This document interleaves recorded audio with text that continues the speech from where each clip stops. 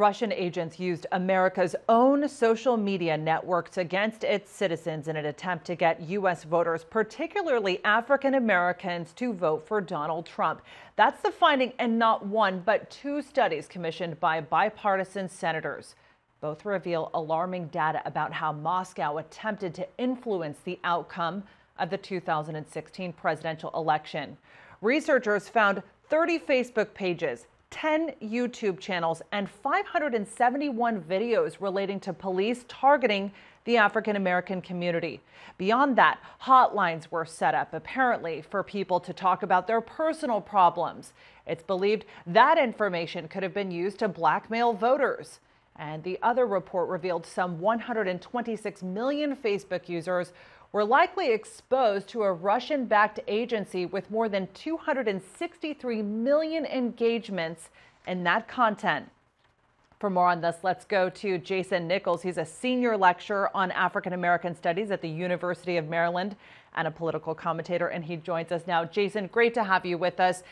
These reports seem to suggest that African Americans were targeted more than any other segment of society. Why do you think Russians potentially preyed so heavily on black voters during this election?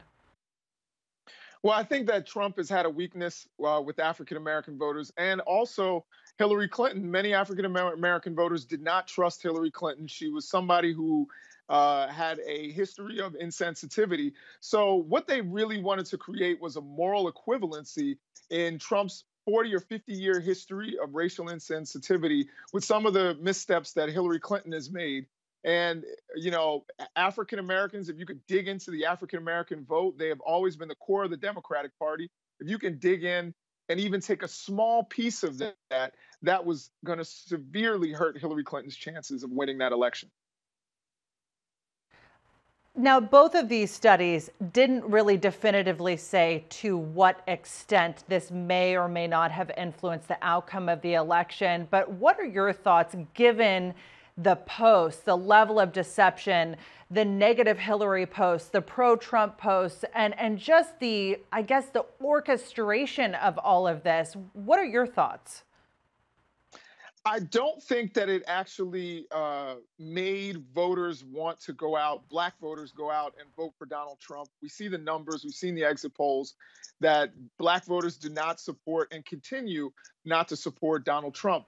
However, I do think that it could have created this moral equivalency, which again makes it so that voters are apathetic. People didn't go out to the polls and support Hillary Clinton, certainly not in the numbers that they supported Barack Obama.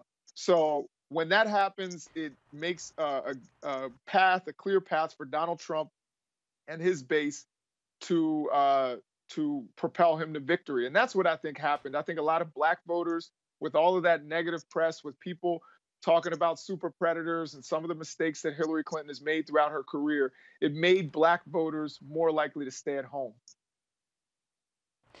So, and that is what the research seems to suggest with the low turnout of the 2016 elections. So just to be clear, you think that that contributed to voter suppression? Absolutely. Absolutely.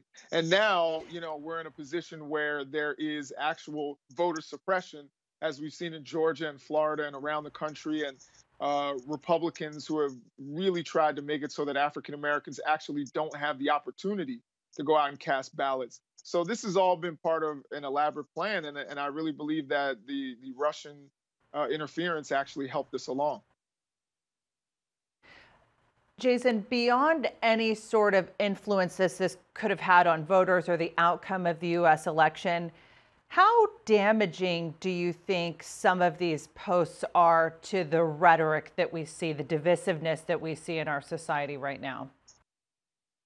I think it's extremely damaging. I think it's extremely troubling when we have this kind of rhetoric going on. It creates divisions along race lines, along class lines. And one of the things that we've tried to do for a very long time is to bring Americans together, for us to find a common identity in our Americanness. And one of the things that Donald Trump and many of the people who have helped him along have tried to create fault lines in our country and in our political discourse. And I think that's really, really what's happened, and it benefits Donald Trump. It benefits his base for us to be divided, but it doesn't benefit the United States of America. Jason, just quickly before we have to turn to some other news, obviously this implicates a lot of social media networks and this wider so-called conspiracy that the Russians have influenced the U.S. election. Curious to get your take on what you think should happen with Facebook, Google, all of these networks that have played a role in this. I think that there has to be some level of regulation. I know that they are private companies and they have their algorithms, but there has to be some sort of regulation to make sure that things are fair, that you don't have people trying to influence others and influence elections and change our democratic process.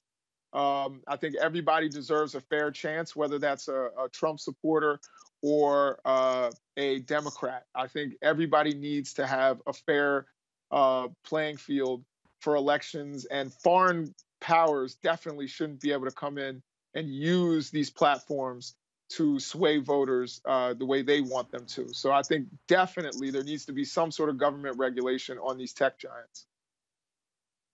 All right, Jason Nichols in New York, thanks so much for being with us. Appreciate it.